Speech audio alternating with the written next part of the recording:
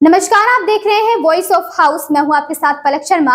आइए नजर डालते हैं खबर की ओर।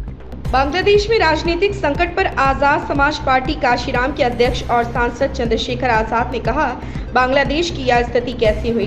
कभी कभी हुकूमत खुद को मालिक समझ बैठती है और वो जनता का मजाक बनाने वाले कानून बनाती है। जब जनहित के मुद्दों पर सरकार विफल होगी तो इसका खामियाजा जनता को भी भुगतना पड़ेगा।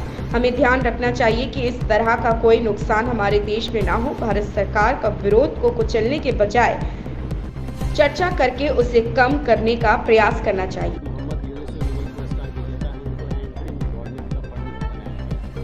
देखिए, आप ये समझिए कि बांग्लादेश की स्थिति कैसे हुई।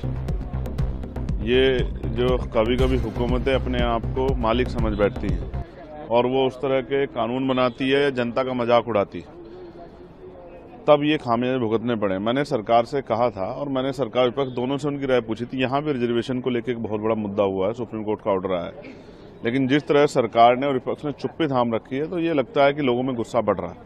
मैं मानता हूँ कि जब जनहित के मुद्दों पर जो है सरकार विफल होगी तो इसका खामियाजा भुगतना पड़ेगा। देखिए, बहुत बेरोजगारी है बांग्लादेश में, महंगाई ने वहाँ भी नुकसान पहुंचाया था और तमाम तरह से जो इंडस्ट्रियल एरिया सब चीजें ठप हो गया था, तो उसका खामियाजा जनता के विरोध के रूप में भुगतना पड़ा।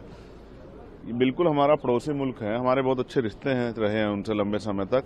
हमें ध्यान रखना चाहिए कि उसका किसी तरह का नुकसान हमारे देश में ना हो और उस तरह की कोई आशंका या उस तरह की जो है कोई मूवमेंट हमारे देश में ना हो। तो विरोध को कुचलने के बजाय विरोध पर चर्चा करके उसको कम करने का काम करना चाहिए सरकार को। इस खबर में बस इतना ही। देखते रहें वॉइस ऑफ हाउस।